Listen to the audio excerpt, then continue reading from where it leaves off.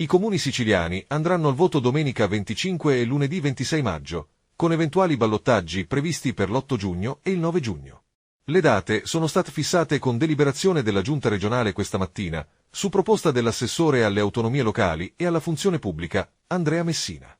I comuni chiamati a rinnovare sindaco e consiglio sono in totale 9, tutti commissariati.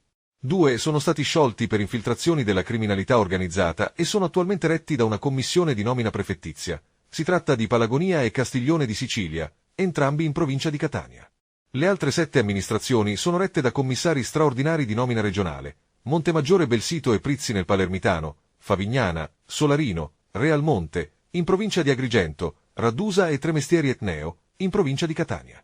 Le date fissate per le amministrative in Sicilia coincidono con le indicazioni sulle consultazioni elettorali fornite dal Consiglio dei Ministri, che prevedono il voto il 25 e il 26 maggio e i ballottaggi in concomitanza con il referendum dell'8 e 9 giugno. Dall'attuale tornata elettorale sono esclusi i comuni nei quali si è votato nel 2020.